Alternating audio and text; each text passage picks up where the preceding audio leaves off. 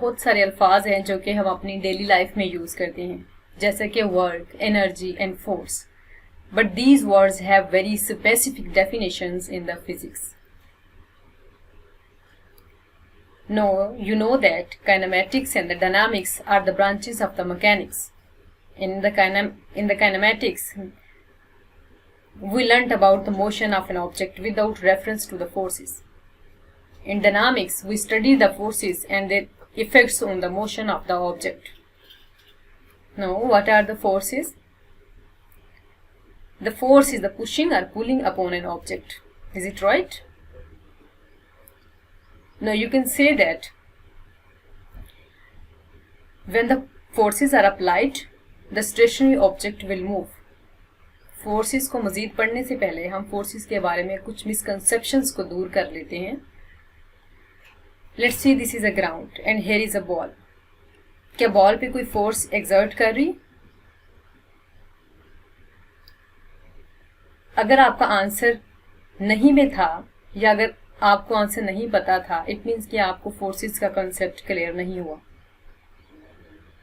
Yes, there are forces that exert on the ball.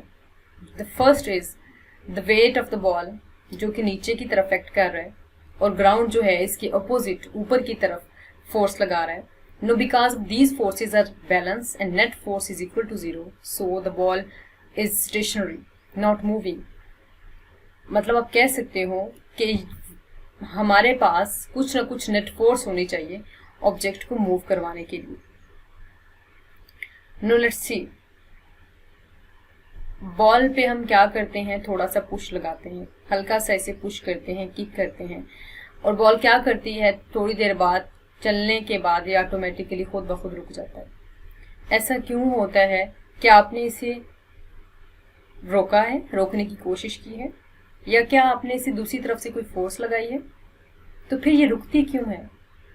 Yes, it is because of the friction, जो कि आपकी push के against जो है वो बॉल पे फोर्स लगाती है बॉल को रोकने के लिए.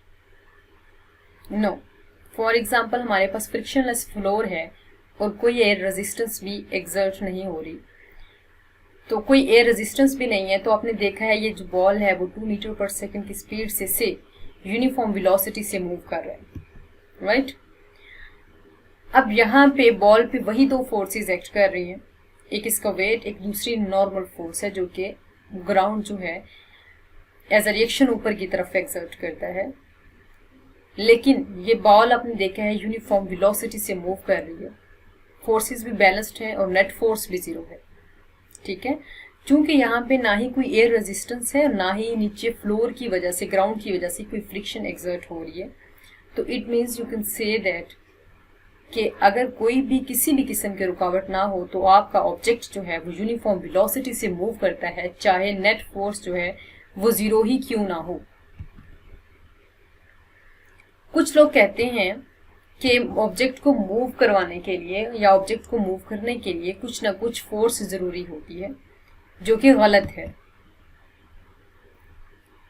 अब हमने दो चीजें पढ़ी हैं कि when the object is stationary it will continue to remain at rest. बेशक बैलेंस्ड जो फोर्सेस हैं उस पे फोर्सेस भी बैलेंस्ड हो और net force is equal to 0. और दूसरा हमने पढ़ा है कि ऑब्जेक्ट जो है वो यूनिफॉर्म वेलोसिटी से मूव करता है, बेशक नेट फोर्स जो है वो 0 हो. इन सब को पढ़ने के बाद you can say that force is the push और pull upon an object resulting from its interaction with another object. For more videos, subscribe to my channel.